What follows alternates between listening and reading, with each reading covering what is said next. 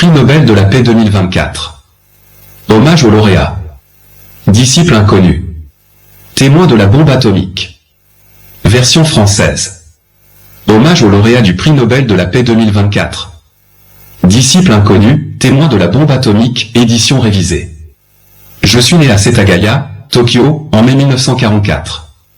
Progressivement, les raids aériens de l'armée américaine se sont intensifiés et j'ai été pris dans le grand raid aérien de Tokyo. Ma mère me serrait dans ses bras et je me réfugiais dans l'abri anti-aérien à chaque fois que la sirène retentissait. Mon père a jugé la situation dangereuse et nous avons tous décidé de fuir chez mes grands-parents maternels à Hiroshima. Cependant, lorsque j'avais 1 an et 3 mois, nous vivions à Nishiyakushima-sho, dans la ville d'Hiroshima, à 1,4 km de l'épicentre.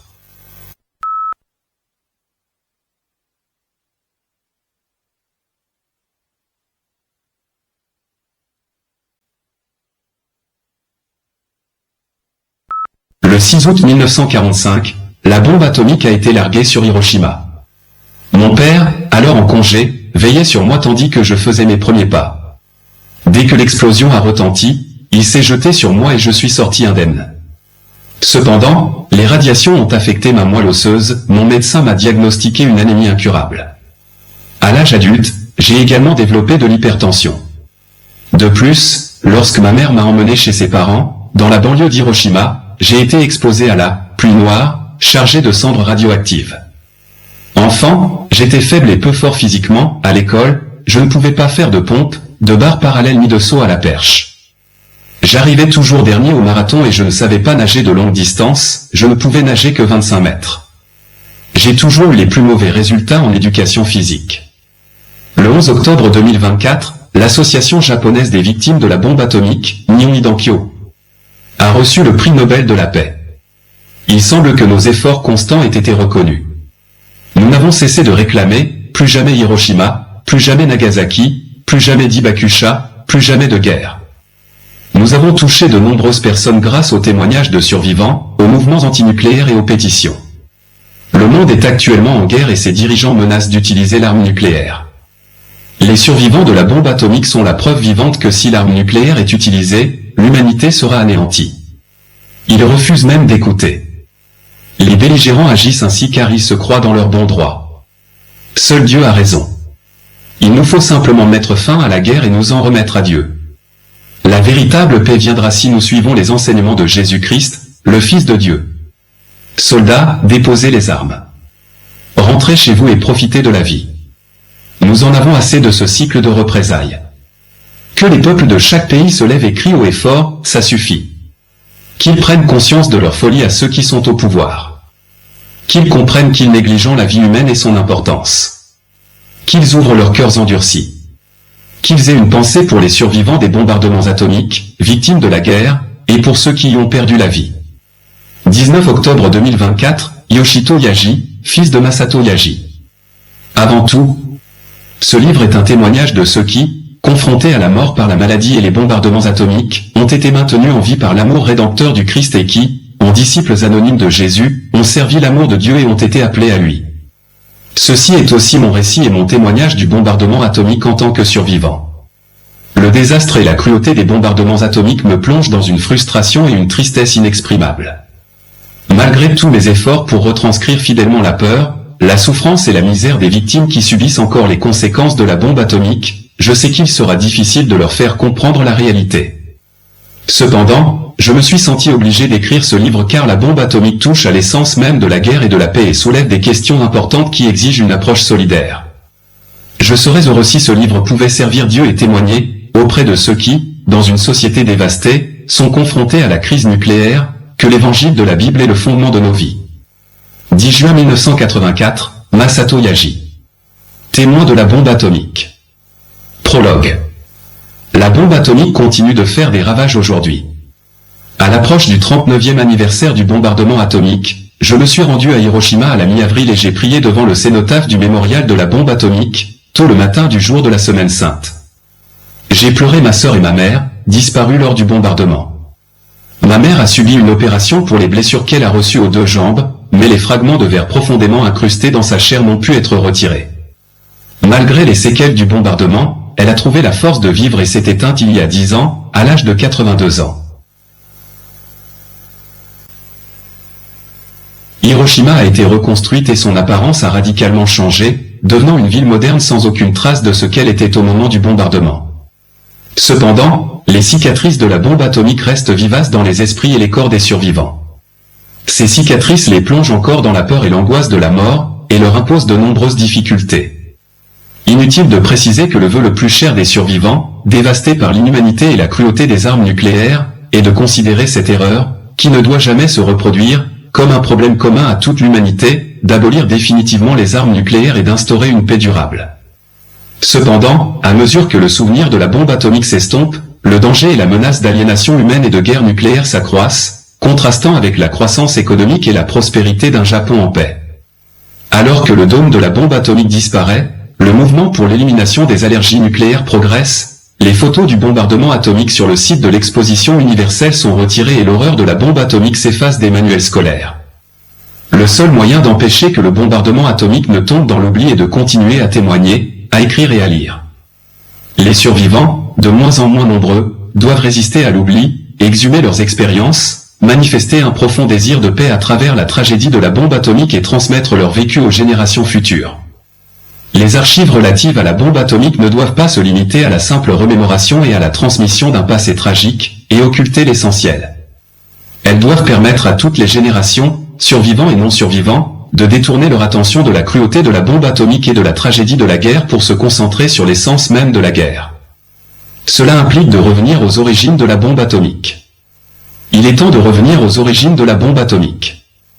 Nous devons nous rappeler ce que Dieu cherche à nous demander à travers la bombe atomique. Que nous demande-t-il dans la misère et la cruauté de cette arme? Et comment devons-nous y répondre? Je souhaite revenir aux origines de la bombe atomique et, en les approfondissant, explorer la véritable nature de la guerre. Par une profonde réflexion, je souhaite m'interroger sur le sens de l'humanité et sur la manière dont nous devrions vivre, et partager mon expérience personnelle, dans l'espoir qu'elle serve de point de départ à un véritable mouvement pour la paix. 1. Éviter les ravages de la guerre.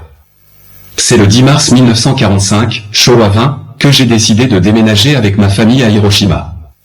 À l'époque, je vivais à Sakura-Josui, dans l'arrondissement de Setagaya, et j'ai été affecté à une usine de munitions à Akabane, où j'encadrais des élèves du collège Segakuen. Nous étions exposés quotidiennement aux dangers des bombardements BE-29. À la mi-mai 1939, Showa 14, alors que la seconde guerre sino-japonaise faisait rage, je reçus ma conscription à Hiroshima. Affecté à une unité d'infanterie comme soldat de remplacement, je fus envoyé en Chine centrale. Tombé malade pendant les combats, je fus transféré d'un hôpital de campagne à l'autre, puis rapatrié sur le continent sans recevoir de soins adéquats.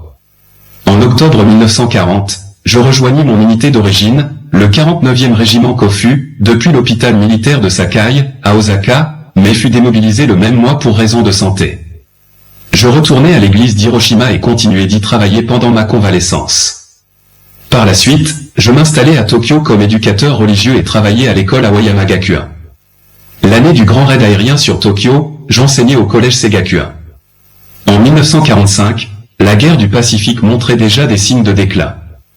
Jusqu'alors, les raids aériens ne s'étaient pas limités à Tokyo, mais avaient touché tout le pays, ravageant environ 60% des régions de Keihan, Anshin et Shukyo.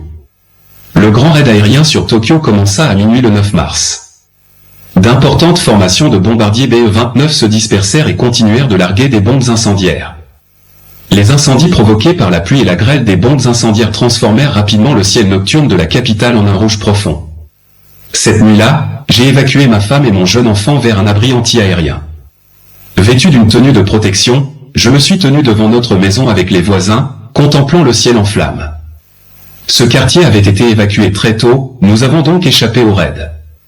À l'aube, ma femme avait les yeux injectés de sang par le manque de sommeil et la fatigue lorsqu'elle sortit de l'abri, et le visage de notre jeune enfant était couvert de boue, probablement parce qu'il avait sucé ses doigts en jouant avec la terre dans l'abri. Face à cette situation, j'ai décidé de quitter Tokyo. En une seule nuit, 40% des maisons de Tokyo ont été réduites en cendres et 100 000 personnes ont péri. Le gouvernement avait déjà ordonné l'évacuation des personnes âgées, des nourrissons et des écoliers. Dans ce contexte d'urgence lié à la guerre, il était difficile de dire au revoir aux étudiants qui avaient partagé avec nous les bons comme les mauvais moments. Nous avons quitté Tokyo fin mars.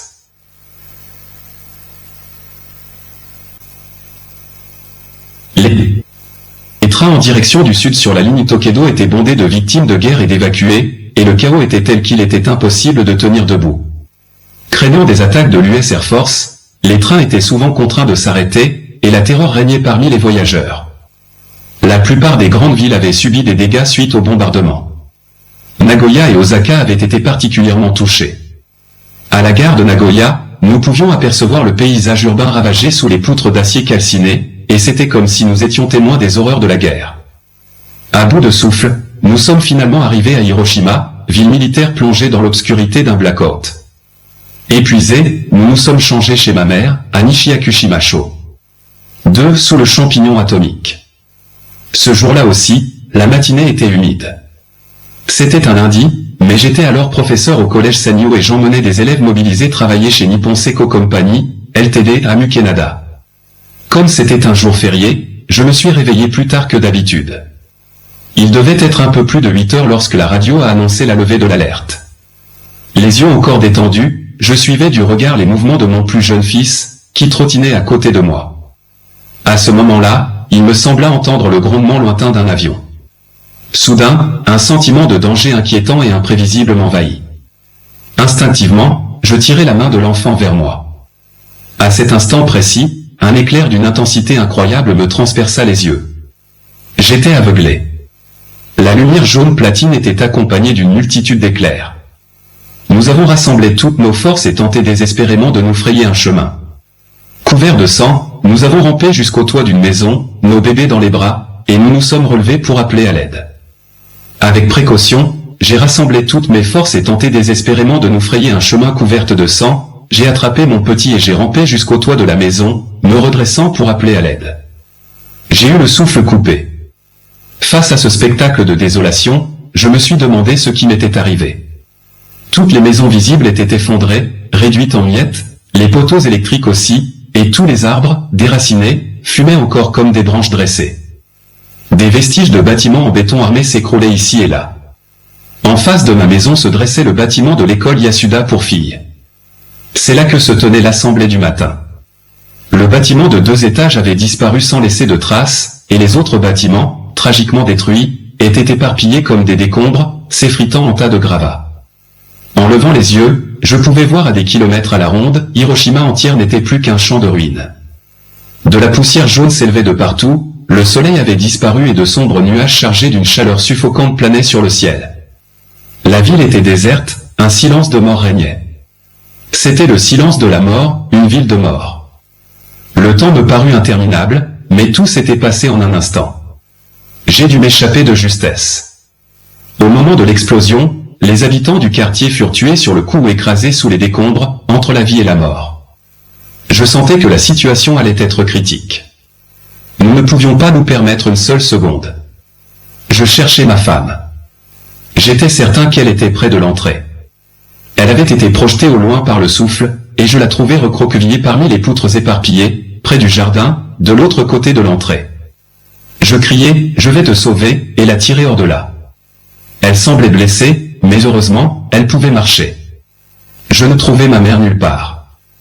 Des incendies se déclaraient déjà tout autour, et la fumée et les flammes s'échappaient en volutes.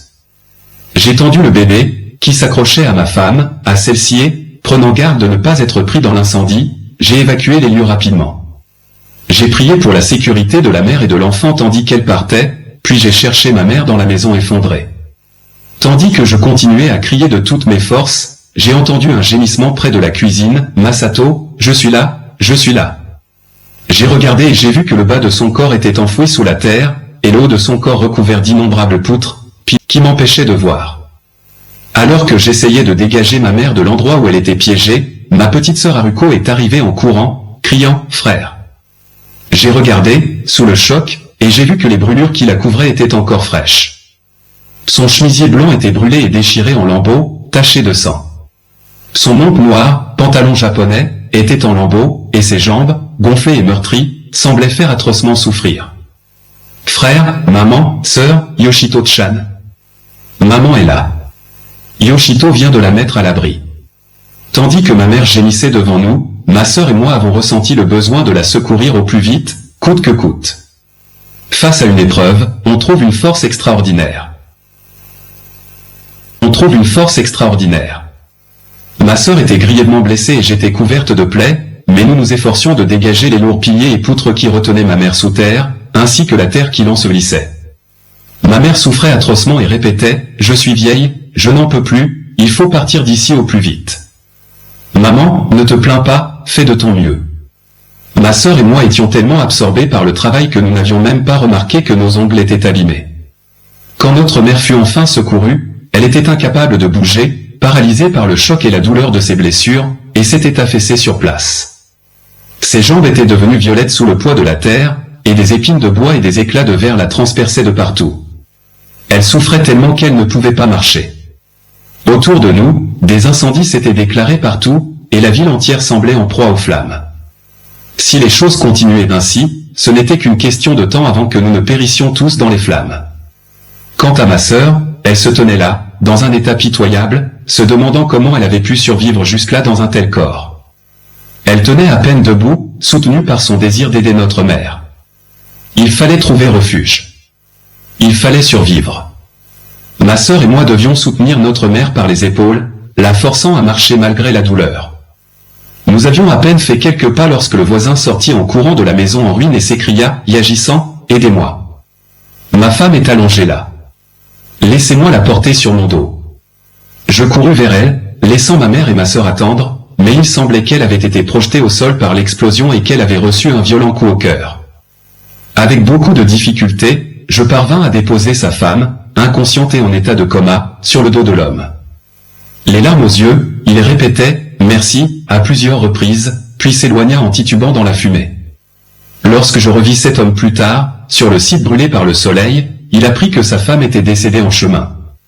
Il me remercia en larmes, disant que grâce à Yagissant, il avait pu être auprès d'elle jusqu'à son dernier souffle. Mais en pensant à ce qu'il avait dû ressentir en perdant sa femme bien-aimée de cette façon, une tristesse indescriptible m'envahit, et je ne pus contenir la colère qui monta en moi envers ceux qui avaient ôté la vie à ses proches de cette manière. En silence, nous traversâmes lentement le gravier brûlé du terrain, et évitant les flammes, en direction de la rive de la rivière Ota. En me retournant, je vis une foule de survivants de la bombe atomique qui nous suivaient, j'ignore où et quand ils s'étaient rassemblés. Le visage décomposé, certains avaient à peine réussi à s'extraire des maisons effondrées, d'autres, projetés au sol, reprenaient leur souffle. Certains avaient les cheveux en désordre, la chair arrachée, la peau brûlée pendante. D'autres encore étaient nus et blessés, vêtus seulement de haillons sales et déchirés. Leurs visages étaient couverts de suie, de sang et de boue, leurs yeux grands ouverts et vides. Personne ne parlait, et l'on aurait dit que les morts massacrés étaient revenus à la vie et poursuivaient leur marche funèbre. Soudain, un garçon nu d'une dizaine d'années, vêtu d'un sweat à capuche, surgit du bord de la route, là où gisaient des maisons effondrées, à un carrefour apparemment, et se planta devant moi, les mains jointes, implorant désespérément. Dans la direction que le garçon indiquait, des montagnes de maisons effondrées fumaient. Je voulais le sauver. Le garçon me fixait. J'aurais voulu l'aider s'il en avait le temps. Le danger était imminent. Les pas des blessés graves, perdus et qui me suivaient, ne faisaient qu'empirer la situation, rendant la fuite de cette ville en flammes encore plus difficile. Le garçon était sur le point de rebrousser chemin. Nous ne devons pas le tuer, lui non plus. Je le lui dis en pleurant. Dans cette situation, il était trop tard pour sauver sa mère. Je lui expliquai brièvement que s'il ne s'échappait pas au plus vite, le garçon et la douzaine d'autres victimes présentes périraient brûlés vifs. Dis adieu à ta mère ici, et vis pour elle. En pensant à sa douleur, je ne pus retenir mes larmes. Le garçon revint en courant sous mon bras, mais s'arrêta à mi-chemin, se retourna vers la maison effondrée où sa mère était prisonnière, joignit les mains et courut de nouveau vers moi. Quand je pensais à la vie et à la mort, face à la vision d'un parent et de son enfant séparés dans de telles circonstances, j'étais sans voix. Chaque 6 août, l'image de ce garçon triste me revient en mémoire, teintée d'un profond sentiment de culpabilité et de regret, celui de n'avoir rien pu faire.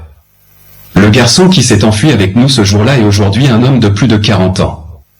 Il doit affronter cette journée avec une immense tristesse et un profond désespoir, conséquence de la guerre. Nous sommes blottis les uns contre les autres sous la pluie noire et torrentielle. Une pluie d'un noir anormal. Les corps calcinés formaient un amas, enchaînés les uns aux autres, flottant et coulant au fil de la rivière Ota. À côté de moi, une mère coréenne fixait la surface de l'eau, pleurant à chaudes larmes, se demandant si son enfant avait été emporté quelque part. Quand j'ai repris mes esprits, j'ai vu ma sœur panser la plaie à la jambe de notre mère avec un linge. J'ai aperçu un soldat nu, couvert de sang, la peau à vif, ses vêtements brûlés par la chaleur. Ma sœur s'est levée, a pris le kimono de soie que sa mère avait ôté et lui avait offert, et l'a drapé sur le corps nu du soldat. Le soldat, fou de joie, avait les larmes aux yeux.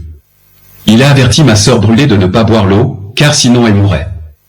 Face au fleuve de la mort, le blessé a retrouvé la raison et la bienveillance que Dieu lui avait donnée. Ma sœur, comme si c'était son devoir, a arraché son chemisier blanc déchiré et s'en est servi comme bandage pour panser les blessures des soldats. Elle a continué à soigner 2 ou 3 d'entre eux, mais finalement, épuisée, elle s'est effondrée et est revenue vers nous, accroupie. Son visage émacié et les brûlures qui la couvraient étaient déchirants à voir. C'était comme si les flammes d'une jeune vie avaient été consumées par les soins prodigués aux soldats, telle une flamme mourante qui s'élève un instant avant de s'éteindre. Ça a dû être dur, tu as travaillé dur. Reposons-nous ici un moment. En réponse à mes remerciements, ma sœur murmura, ces soldats sont si pitoyables. J'étais émerveillé par son dévouement et son admiration me réchauffait le cœur, tout en éprouvant de la honte pour moi-même. À cette époque, ma sœur était infirmière au centre de santé préfectoral d'Hiroshima. Ce matin-là, pour une raison inconnue, elle avait dit qu'elle ne voulait pas y aller et était partie. Sur le chemin du travail, elle fut exposée à la bombe atomique en montant dans le train à la gare d'Akushima. Frappée de plein fouet par la chaleur intense et le souffle de l'explosion, elle fut projetée au sol et perdit connaissance. À son réveil, l'ombrelle qu'elle tenait avait disparu et tout son corps, à l'exception de sa tête, était brûlé. Elle portait un chemisier blanc et un pantalon monte noir, comme toutes les femmes en temps de guerre. J'appris plus tard que les pantalons monte noirs étaient les plus susceptibles d'absorber les radiations de la bombe atomique et que celle-ci avait pénétré et détruit le bas de son corps. Jusqu'à ses os. Elle se trouvait sur une route ensevelie sous les décombres des maisons effondrées. Son corps, grièvement blessé, était vêtu de vêtements déchirés par la chaleur et l'explosion. Je voulais emmener ma mère et ma sœur, blessées et épuisées, quelque part pour les soigner, mais elles disaient ne pas pouvoir bouger. J'ai cherché un véhicule sur le talus, en vain. Des camions passaient de temps en temps, mais ils étaient remplis de blessés. À ce moment-là, je me suis souvenu qu'une usine annexe de Nippon Seiko Company, Ltd, près de Gion, en amont de la rivière Ota, était en cours de mobilisation. J'ai décidé de l'y emmener. Ce n'était pas loin du parc Oshiba où nous nous étions reposés, mais la nuit tombait déjà lorsque nous sommes arrivés à l'usine. En regardant derrière nous, toute la ville d'Hiroshima était en flammes, le ciel nocturne rougeoyant, et nous entendions des explosions et des crépitements au loin.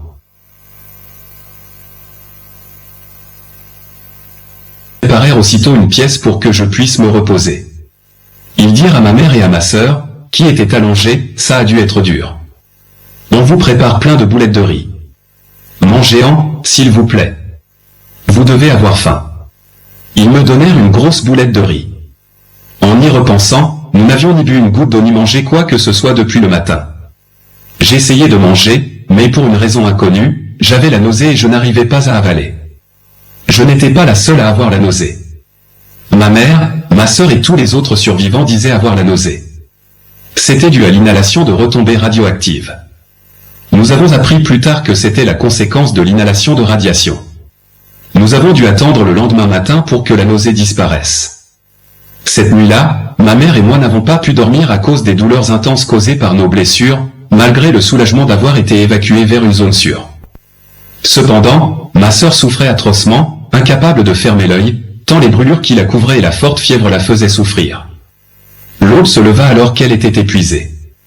Je sentais qu'il me fallait soigner ma sœur affaiblie au plus vite. Je souhaitais donc les emmener chez les Okao, à Nagatsuka, où vivent ma femme et ses parents, plus près de l'usine de Gion. Certains de mes étudiants avaient également été mobilisés pour y travailler. Le propriétaire de l'usine, qui s'était occupé de nous, contacta les étudiants des environs ce matin-là. 3 d'entre eux accoururent à notre secours. Ils transportèrent ma sœur, grièvement blessée, sur une civière, de l'usine jusqu'à la maison des Okao. Nous y avons retrouvé ma femme et mon enfant, dont nous étions séparés depuis la veille. 4 où se trouve le nourrisson dans les bras de sa mère. Ceci est le récit de l'évacuation de ma femme et de mon fils aîné, que j'ai sauvé d'une maison effondrée. J'ai retranscrit fidèlement son récit. Dès qu'elle a reçu le bébé, elle s'est précipitée dans l'abri anti-aérien du jardin, a pris sa cagoule anti-aérien et les vêtements de ma mère, les a enfilés par-dessus ses propres vêtements déchirés, a enveloppé le bébé, couvert de terre et vêtu seulement d'une couverture, dans la cagoule, l'a pris dans ses bras, a mis ses sandales et s'est enfuie, le bébé d'une main et l'autre paire de sandales de l'autre.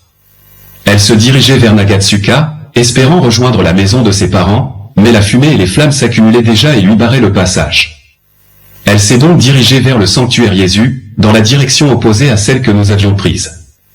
À Akushima, nous avions été désignés comme refuge en cas d'alerte aérienne à l'école primaire de Akushima, mais lorsqu'elle est arrivée sur les lieux, le bâtiment de l'école s'était effondré et les flammes faisaient rage tout autour. Devant le portail de l'école, une seule personne nue, le visage noirci par la chaleur et les brûlures, se tenait là, hébétée, telle une bête. La fille d'un menuisier du quartier m'a crié qu'elle allait s'enfuir, mais après cela, je n'ai vu personne pendant un long moment. Les poteaux électriques le long de la route de Tokiwabashi étaient en feu. Nous avons enjambé des montagnes de décombres, sans aucun endroit où poser le pied, et des flots de bois fumant provenant des maisons effondrées. Nous avons traversé le pont en titubant et nous sommes réfugiés en amont de la rivière Kyobashi. Les maisons le long de la route étaient en flammes, alors j'ai marché sur le sable. Mais lorsque des explosions ont retenti dans un crépitement et un grondement horrible, j'ai pris la fuite, serrant fort contre moi mon jeune enfant terrifié. Échappant aux flammes, j'ai finalement réussi à escalader une petite colline qui servait de terrain d'entraînement au génie militaire. Après avoir déposé l'homme, je poussai un soupir de soulagement et, à l'ombre, au pied de la montagne, je découvris une maison qui avait résisté aux éboulements. Un puits se trouvait à proximité et j'appelai la pompe pour demander si je pouvais utiliser l'eau. On aurait dit que quelqu'un avait rampé hors de la boue. Elle lava le nourrisson qui avait émergé de la boue, puis se lava les mains et les pieds.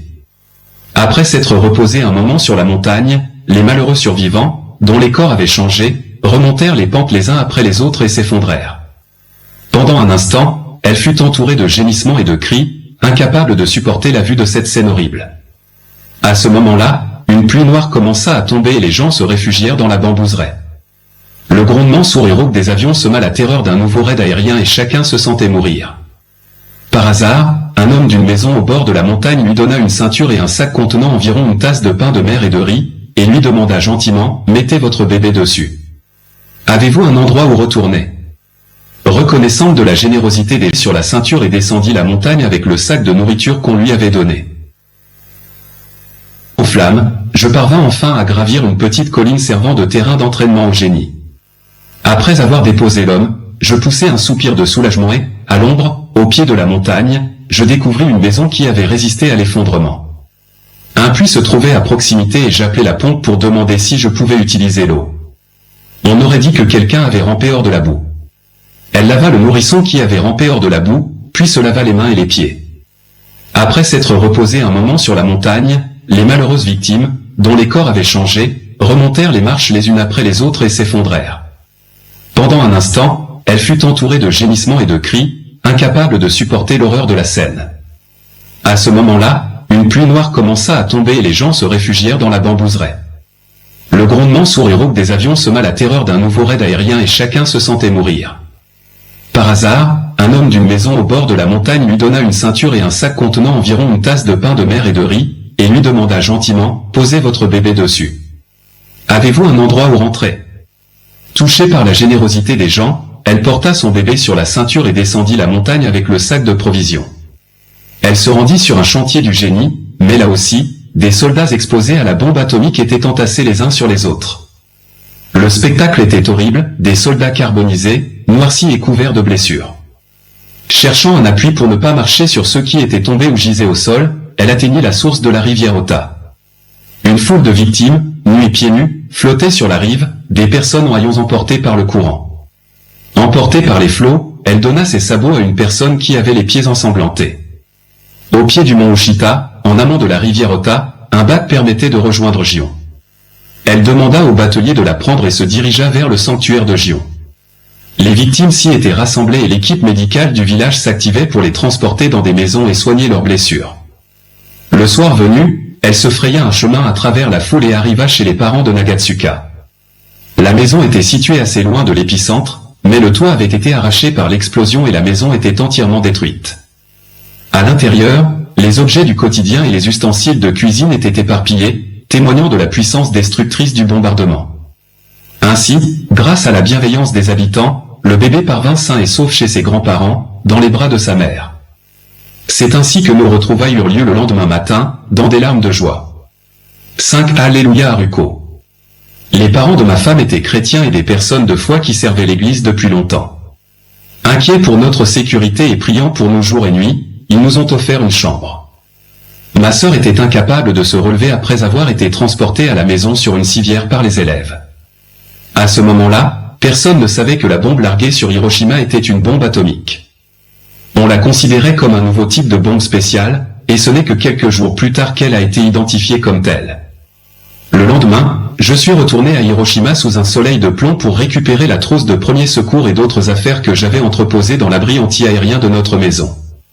Les jours suivants, je suis allé dans les ruines calcinées de la ville pour contacter l'école et évaluer les dégâts subis par les élèves. La terre était rougeoyante, les cendres fumaient encore, et ça et là, dans les ruines, des morceaux de bois indiquaient les zones d'évacuation, des panneaux demandaient des nouvelles des proches, et partout, on voyait des gens chercher leurs dépouilles. Dans la maison familiale des Okao, à Nagatsuka, ma jeune sœur, immobilisée, souffrant de brûlures et d'une forte fièvre, agonisait à cause des radiations.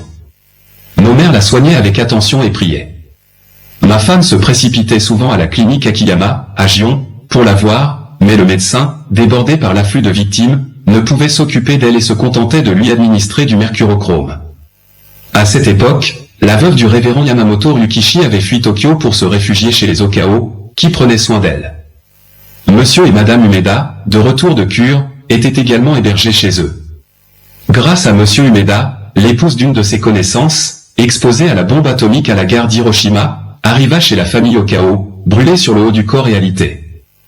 Malgré le grand nombre de victimes du bombardement, la famille Okao ne cessa jamais de faire preuve d'amour et de dévouement. À partir du 3e jour après le bombardement, ma sœur souffrait d'une forte fièvre, dépassant les 40 degrés chaque jour. Faute de glace, on la rafraîchissait avec l'eau du puits. F. La famille Okao, malgré le grand nombre de victimes du bombardement, n'a jamais cessé de faire preuve d'amour et de dévouement. Dès le 3e jour après l'attentat, ma sœur souffrait d'une forte fièvre, dépassant les 40 degrés chaque jour. Faute de glace, il la rafraîchissait avec l'eau du puits. Heureusement, ma sœur avait apporté à la famille Okao des bandages, de la gaze, du coton absorbant, de l'alcool, etc., que le centre de santé avait chargé de distribuer en cas d'urgence. Ma mère et moi avons donc pu désinfecter tout son corps à l'alcool et soigner ses plaies avec du mercurochrome. En une semaine, la peau de ses jambes, particulièrement brûlée, s'était détachée et les plaies s'étaient infectées. Des asticots en sortaient, et ma mère et moi devions les retirer un à un à la pince à épiler pour les désinfecter.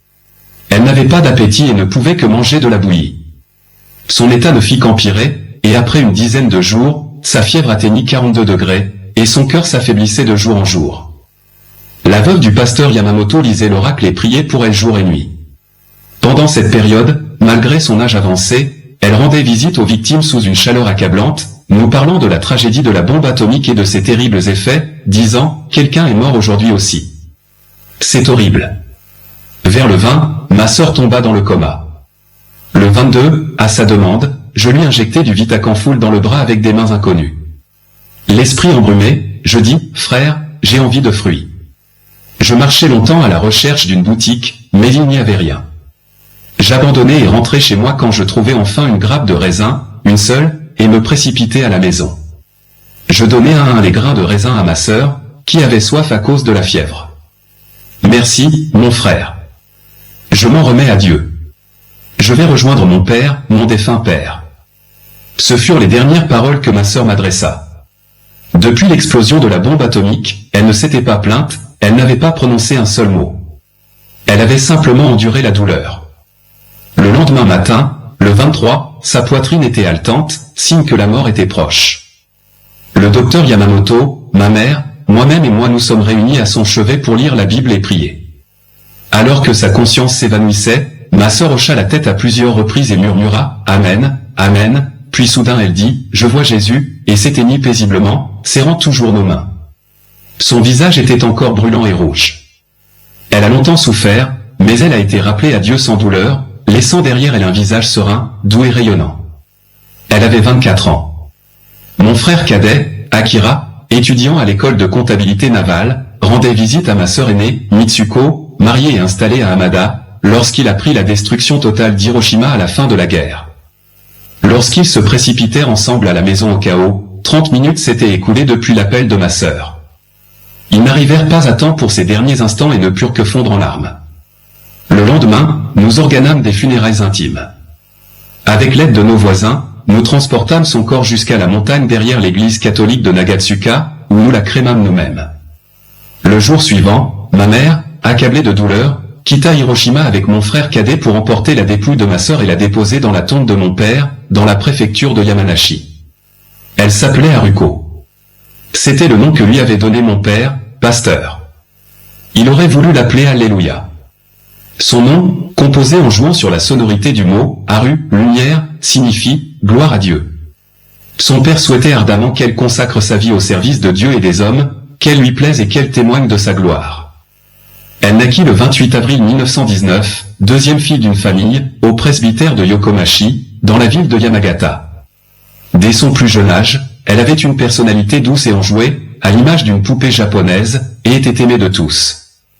Les mutations de son père l'obligèrent à fréquenter des écoles primaires à Ida, Hiroshima et Mirasaki. Lorsque son père fut victime d'une hémorragie cérébrale et alité, elle quitta son ministère et s'installa à Tokyo. Grâce à la bienveillance de Monsieur Jiro Hamasaki, elle put intégrer le pensionnat de jeunes filles Toyo Eiwa à Azabu.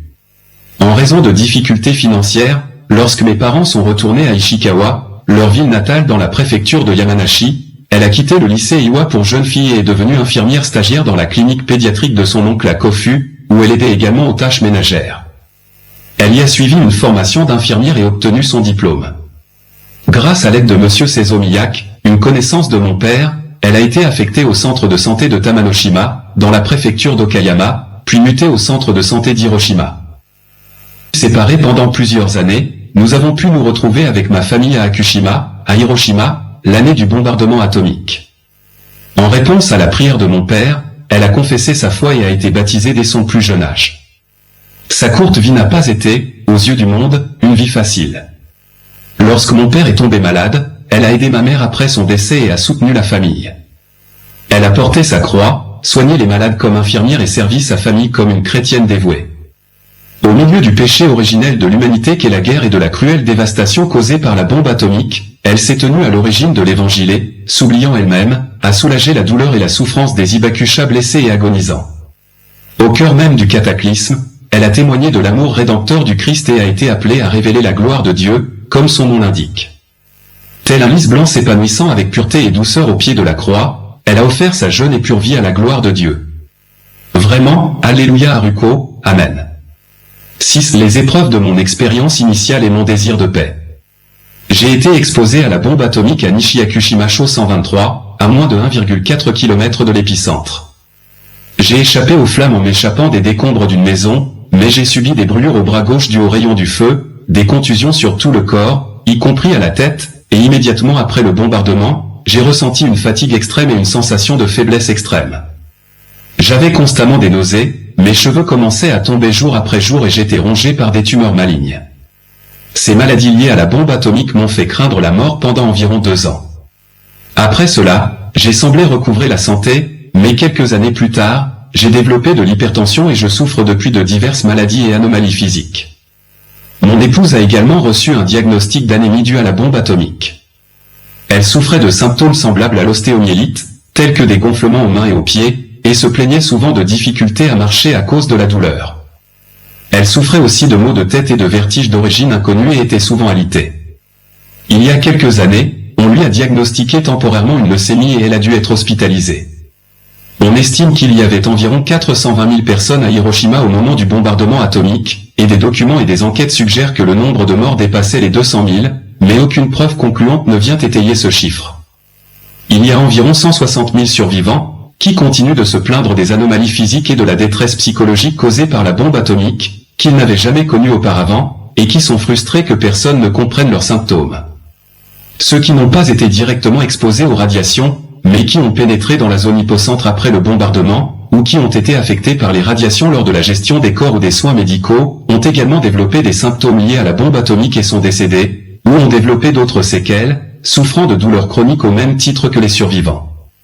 Leur vie et leurs moyens de subsistance sont menacés par divers symptômes, une affection mal définie appelée syndrome de la bombe atomique, de multiples cancers, des kéloïdes dus à des brûlures, des enfants microcéphales nés de mères victimes, des orphelins et des personnes âgées victimes de la bombe atomique, et d'autres problèmes encore. Cependant, les indemnisations et les mesures d'aide n'ont pas encore été pleinement mises en œuvre. Outre le soutien aux victimes, la question de l'élucidation médicale et du traitement est une priorité absolue. La puissance explosive de la bombe atomique génère une température extrêmement élevée, de 3000 à 4000 degrés, et on estime qu'elle émet des radiations capables de tuer instantanément une personne se trouvant à 1 kilomètre de distance en contact direct. Il est impossible de mesurer sa puissance. Les dégâts et la dévastation causés par l'explosion, ainsi que les conséquences de la bombe atomique qui perdurent encore aujourd'hui, ont anéanti l'humanité jusque dans... La cruauté des dommages infligés à l'humanité par la bombe atomique est véritablement sans précédent, et la souffrance est indescriptible.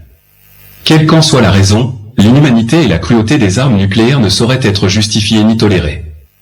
C'est ce constat, ainsi que le vœu ardent des survivants de la bombe atomique, en particulier, de voir une telle tragédie ne jamais se reproduire, qui constitue le point de départ du mouvement pacifiste. Ces dernières années, une controverse a émergé à Hiroshima au sujet de l'inscription gravée sur le mémorial de la bombe atomique « Repose en paix », car nous ne répéterons jamais ce péché. Ceux qui insistent pour modifier l'inscription rétorquent « Pourquoi le peuple japonais, qui a subi les conséquences de la bombe atomique, devrait-il présenter des excuses? Sa responsabilité n'est-elle pas clairement établie ?» En réponse, les partisans du maintien de l'inscription affirment « L'erreur à laquelle l'inscription fait référence renvoie au péché originel de l'humanité, l'utilisation d'armes nucléaires pour tuer d'autres êtres humains.